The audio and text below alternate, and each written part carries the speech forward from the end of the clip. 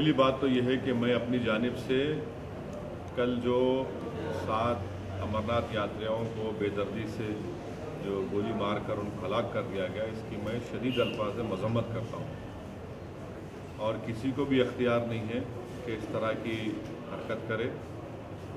और ये दूसरा वाक़या हुआ है जब बीजेपी इक़्तिदार में है। इससे पहले पहलगाम में हुआ था जब बीजेपी पावर में थी, दूसरा वाक़या है। तो मैं इसकी शदीद मजम्मत करता हूँ।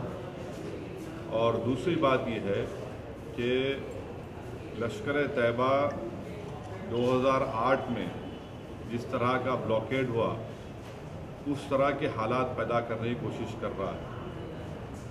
तीसरी बात यह है कि आज से 1 साल पहले सलाहुद्दीन का एक इंटरव्यू छपा था टेलीग्राफ में, जिसमें सलाहुद्दीन ने ये इस बात का इशारा दिया था कि इस तरह के हमले होंगे। तो ISI, लश्कर, सलाहुद्दीन मिलकर 2000 और 2008 की तरह के हालात को कश्मीर में पैदा करने की पूरी कोशिश कर रहे हैं। और हम गवर्नमेंट से इस बात का मुतालबा करते हैं कि हुकूमत क्या कर रही है। वहाँ पर बीजेपी और PDP की सरकार है और बीजेपी जब पावर में है तो फिर से अमरनाथ यात्रियों पर हमला होता है। तो इसलिए हुकूमत की बहुत बड़ी जिम्मेदारी है कि हुकूमत इस बात का जवाब दे कि इस तरह के वाक़या क्यों हो रहे हैं। और मेरा मानना ये है कि ये जो सिलसिला चल रहा है, बीजेपी PDP जब से गवर्नमेंट बनी, ना तो वहाँ पर कोई मैनेजमेंट है, ना तो वहाँ पर कोई गवर्नेंस है। इसीलिए ये तमाम चीज़ों को देखते हुए गवर्नमेंट ऑफ इंडिया को कश्मीर के ताल्लुक़ से, क्योंकि वो पावर में है, उनको एक कंस्ट्रक्टिव काम वहाँ पर करने की ज़रूरत है।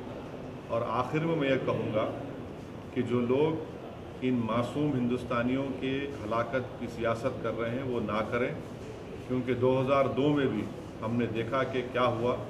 तो उसको सामने रखते हुए यकीनन पूरा हिंदुस्तान आज एक है, हम सब मिलकर इसकी मजम्मत कर रहे हैं, मगर इसकी एक अखलाकी जिम्मेदारी गवर्नमेंट पर आती है और ये गवर्नमेंट को बताना चाहिए कि वो अब आइंदा क्या करने वाले हैं। तो सर इसलिए पॉलिटिक्स का इस पे रखा है, 2000 में हुआ है, अभी हुआ है, तो सर कंटिन्यू तो हो रहा है।